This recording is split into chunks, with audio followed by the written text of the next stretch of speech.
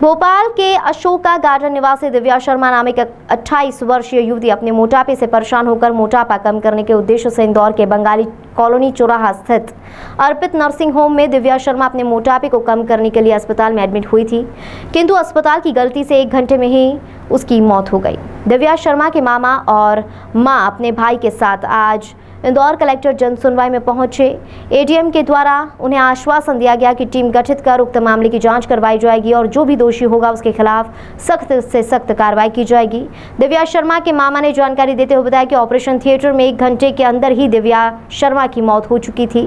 अर्पित nursing home ने उनके जमा पैसे सारे वापस किए, साथ ही उन्हें एम्बुलेंस में तुरंत डालकर घर पहुंचाने की व्यवस्था की। साथ ही यह भी कहा गया कि जो भी पैसे की जरूरत है आप हमसे कह दो, हम आपकी मदद करने को तैयार हैं। अगर इन्होंने गलती नहीं की तो इस तरह की मदद करने के लिए क्यों तैयार होते। दिव्या शर्मा की मौत के जिम्मेदार इंदौर के बंगाली कॉलोनी चौराहा स्थित अर्पित नर्सिंग होम ही हैं। हम चाहते हैं कि उनके खिलाफ सख्त से सख्त कार्रवाई हो। दिव्या शर्मा घर में अकेली ही कमाने वाली थी। बेटा दिव्या वो फैट निकलवाने आई थी, बोले कि मम्मी नाश्ता बना दो, तो हम सुबह चले रात में 10:30 बजे आई वो, और सुबह दिखवा के कहने लगे हम शाम को आ जाएंगे। शाम को उसने सुबह जो चेक करवाया 11:30 बजे उसका फ़ोन आया, तो वो कहने लगी मम्मी पूड़ी उड़ी बना देना, ये बना देना, उसकी शादी पक्की हो गई थी उस लड़के के लिए। तो मैंने कहा तो मैंने कहा बना दूंगी, तुम कब तक आओगी? तो कहने लगे हम शाम को आ जाएंगे। शाम हम इतना न कह के हम सो गए। 3-3:30 बजे तो खबर ही हमारे यहाँ आने लगे सभी लोग। आधा 1 घंटे में वो खत्म ही हो गई। क्या कराने गई थी? सर्जरी ये फैट निकलवाने गई थी, उसकी फोटो भी है इसके पास। कहाँ पर, कौन सा हॉस्पिटल में? अर्पित हॉस्पिटल। कहाँ पर है ये? बंगाली भोपाल से आए हम लोग। आज यहाँ शिकायत लेकर आए थे, यहाँ पर क्या बात हुई आपकी? वो कह रहे टीम बिठाएंगे और उनकी जांच होगी। सर 11-11:30 बजे हॉस्पिटल पहुंची और उसको फैट निकालने के लिए ओटी में ले गए, और 11:30 बजे के 1 घंटे करीब 12:30 बजे इनको बुला के बोला कि उसको अटैक आया है। जब इन्होंने अंदर जाके देखा तो उसकी डेथ हो चुकी थी।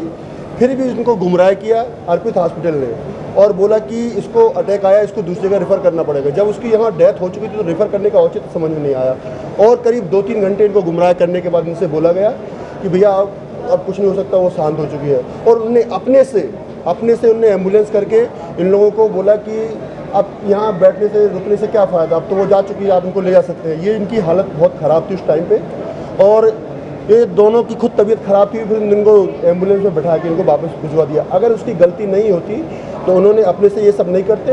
और हम लोग जब वहाँ कागजात लेने गए तो उन्होंने मतलब बगैर कोई हम लोगों की आवेदन के इनको तुरंत जो पैसे जमा किए तो वो तत्काल इसके अकाउंट में रेफ़र किए। उन्होंने सारे पैसे वापस किए और अपने से उन्होंने एम्बुलेंस की, और हम लोगों को लालच दिया कि आप निश्चिंत रहें कि हम आपको फाइनेंशियली जो भी हमसे मदद बनेगी वो हम करेंगे। उसके बाद वो फिर हम लोगों ने कई बार उनको फ़ोन लगाया, फिर फ़ोन रिसीव नहीं किया उन्होंने। लड़की का क्या नाम था? क्या दिव्या शर्मा, उसकी भोपाल अशोका गार्डन निवासी थी। अच्छा। और लगभग उसकी एज भी थी मतलब वही 28-29 के साथ लगभग, और उसका फैट मतलब वेट भी ऐसा कुछ ज़्यादा नहीं था, 95-96 के आसपास था। फोन लगाती थी। और एक बार उसने कंसल्टेंट से बात क्या कर ली ऑनलाइन सर्च करके, वो तो पीछे ही पड़ गए सर।